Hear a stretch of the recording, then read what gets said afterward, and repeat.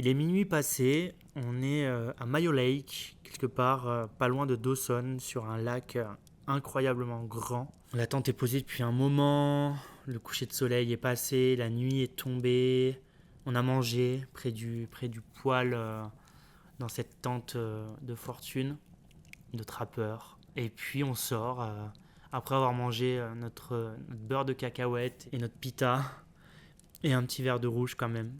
Et là, en fait, l'aurore boréale est là, elle est incroyable.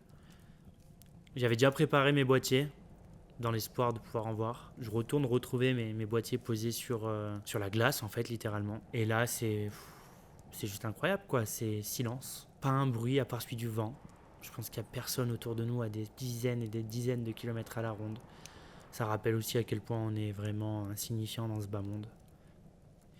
Et le magnétisme de ces aurores est assez fou, je trouve. Je peux pas l'expliquer, mais il y a quelque chose intérieur qui vient toucher quelque part. Enfin, ça peut paraître fou entendu comme ça, mais en tout cas, je pense que dans les aurores boréales, il faut vraiment faut les voir, il faut les ressentir pour pouvoir comprendre ce qu'on peut vraiment ressentir à l'intérieur.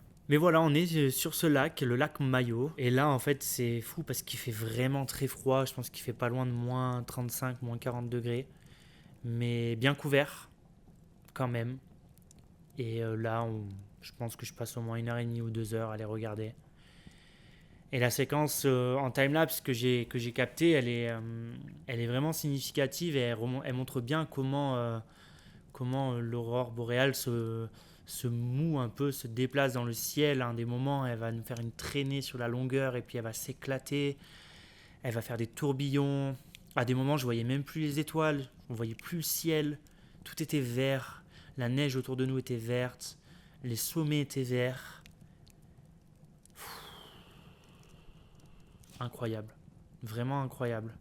Ce tirage, il a été fait en grand parce que je pense que il y a peu de choses sur Terre aussi fous que ce genre de phénomène. Et je trouve que ça mérite d'être tiré aussi bien en grand qu'en triptyque aussi parce que ça permet de montrer avec un seul boîtier placé sur un trépied comment justement ce fameux mouvement-là, donc plusieurs approches représentées à travers ce moment-là qui restera, ouais, je pense, à jamais gravé en moi. Et un autre, d'ailleurs, pour la petite anecdote, un autre timelapse a été tourné de la tente où on dort. Et en fait, dans la tente, c'était tout vert, quoi. La tente était verte de l'intérieur. C'était assez fou et on a littéralement dormi sous des aurores boréales toute la nuit parce qu'elles ont traîné encore, encore, encore et encore. Jusqu'au lever du soleil. Souvenir incroyable.